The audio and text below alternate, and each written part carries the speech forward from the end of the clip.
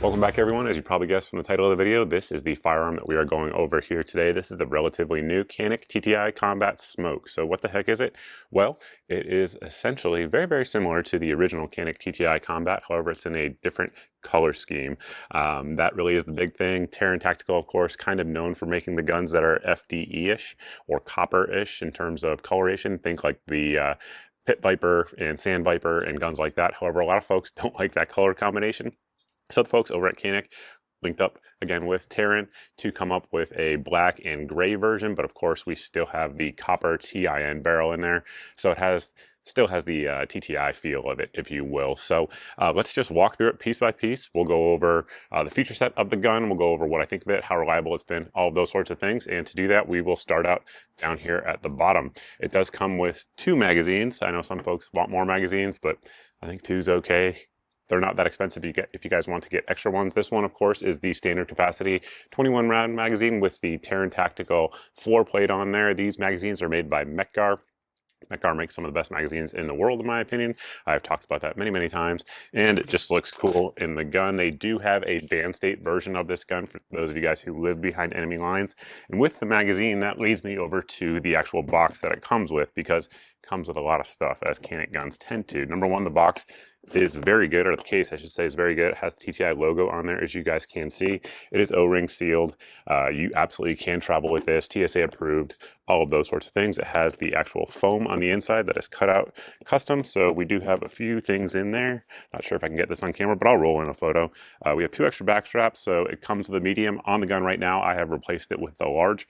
It also comes with several plates on the gun right now. We have the RMR plate on there, which is metal.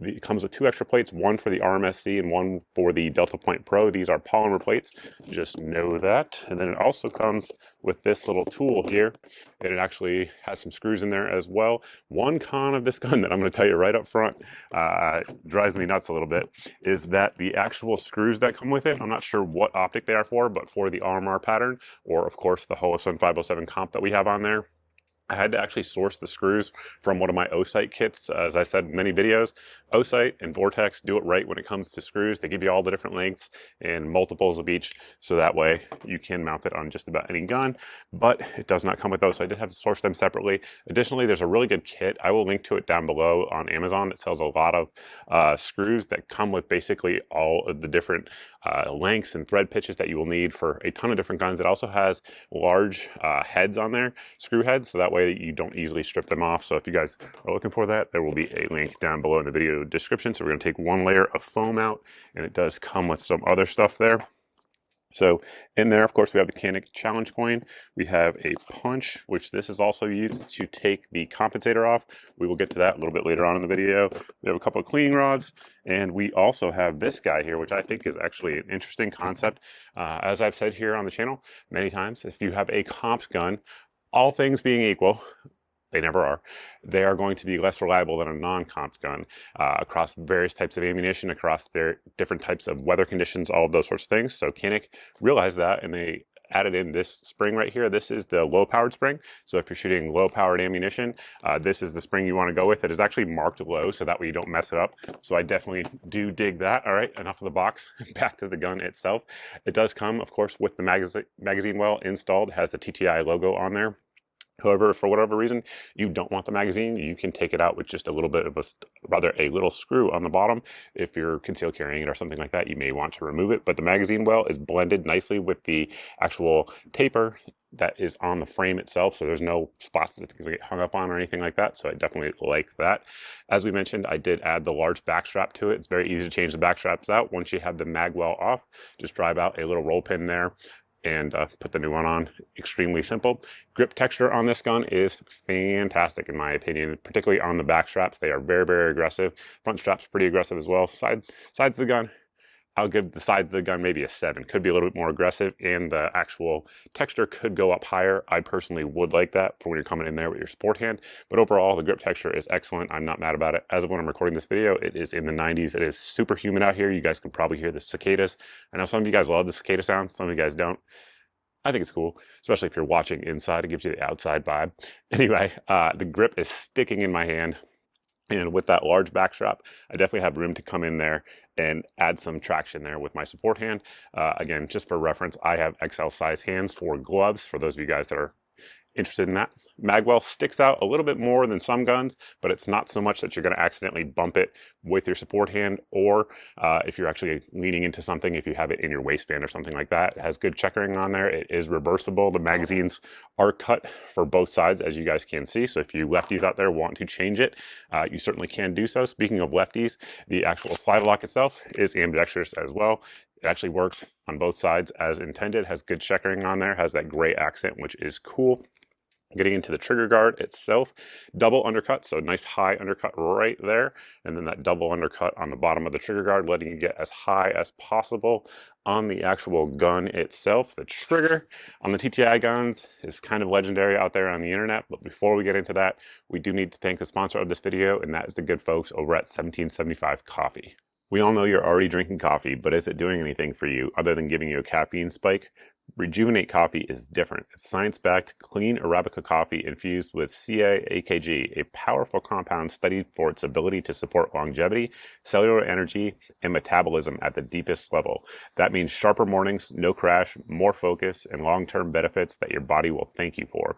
I drink it because I care about my health, my energy, and how I show up for my family, for work, and for the life I want to build. If you're going to drink coffee anyway, make it one that works as hard as you do. Head to 1775coffee.com/GNG and try Rejuvenate now. Code GNG will get you the discount that you see there on your screen. Don't just wake up, rejuvenate. Now let's get back into the Canik. As promised, we're going to get into that trigger. We're going to verify that we are clear, and we are. Zoom in here for you. The trigger is all aluminum. It's flat-faced, of course, and it breaks right at 90 degrees. The Canik TTI triggers are well known for being some of the absolute best striker fire triggers out there on the market.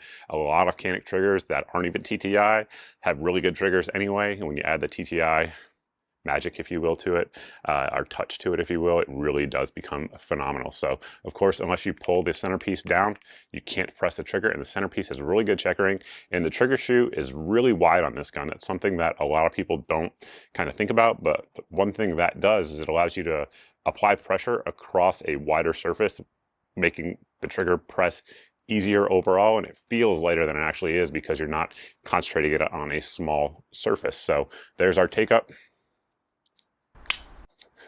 Breaks right around 3.5 pounds on my scale, and then the reset. Very tactile, very audible, very short. So you're right back around that trigger. Break, reset.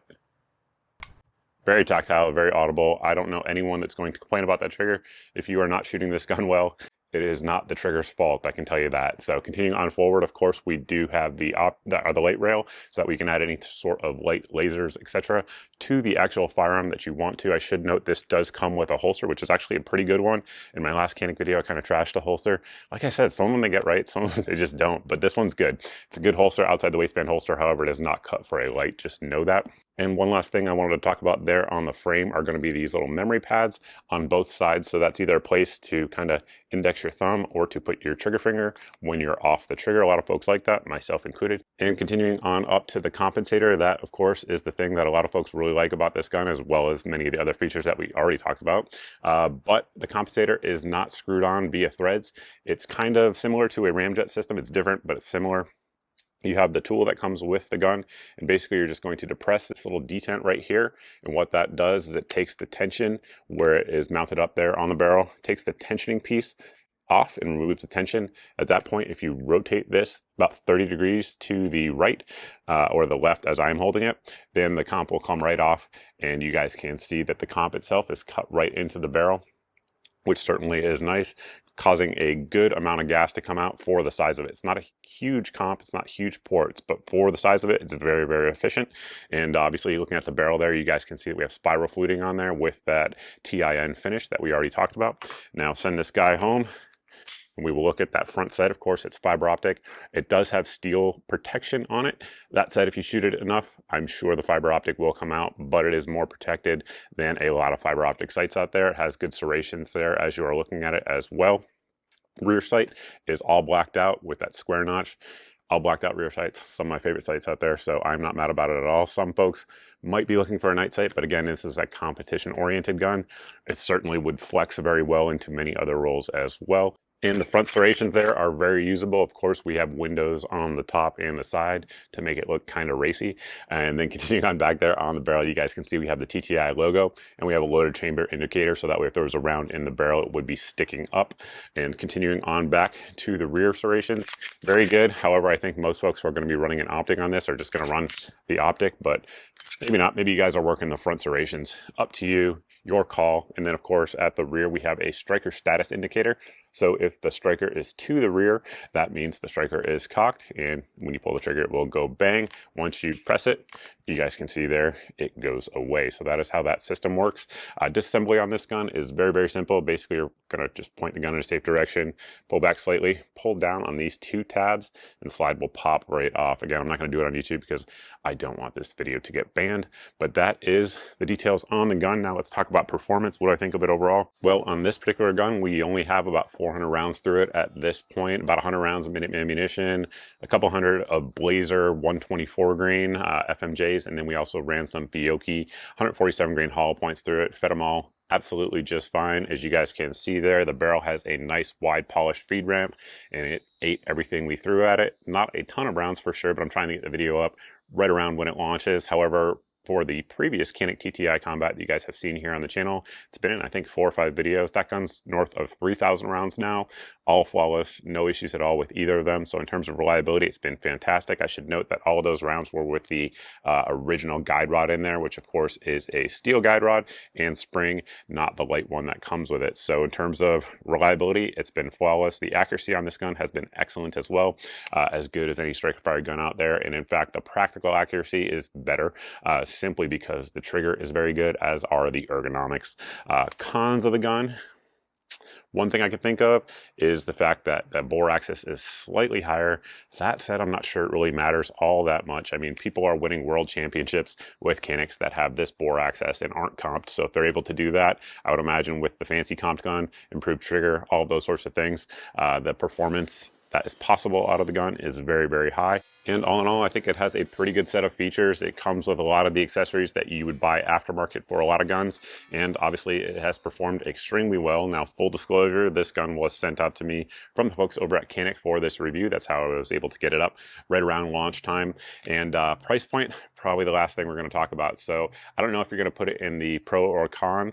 I guess that's up to you guys as the viewer or the potential customer. But right now, street price on these is coming in sub 1,000 units of measure. We can't say what price it is here on YouTube. That's not allowed, but whatever the units of measure in your country are, they are sub 1,000 units of measure in my country. I think for what you get, it's a solid value. Now, the other previously released FDE version of this gun can be had street price, sub 900 units of measure. So I'm not sure if this gun will get to that, because I put up a shorts video on this gun, and the comments were overwhelmingly saying that folks were waiting to buy one of these until it didn't come in FDE. So I think the sales on these are going to be pretty darn good, at least for a long time. What happens to the price long term?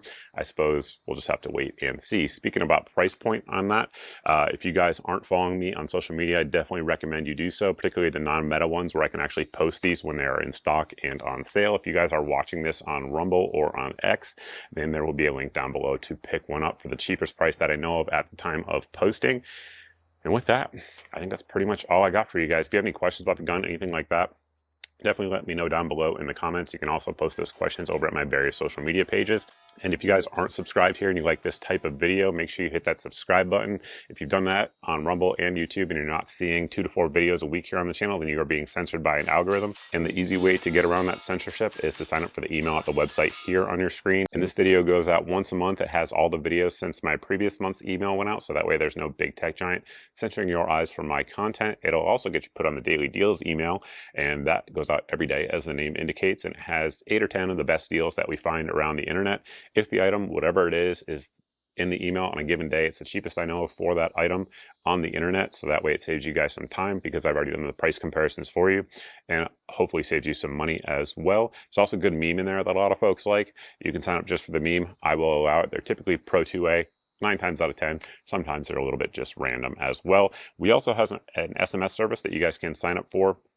You can send the code to the word, or the word to the code on your screen here. I'm not sure which is which, and that will get you signed up. Or you can head over to the website here on your screen and sign up manually as well. Either way works for me. That goes out at most once a day, and it has typically a smoking deal that will likely sell out by the end of the day, or it has a new video that just dropped. Once again, another way to get around the censorship that we have here on certain social media apps. So that's it, guys. Thank you all for watching. I appreciate it. I look forward to seeing everybody in the next video. Normal Canik standard capacity mag. Works fine with the mag well. Seems to anyway.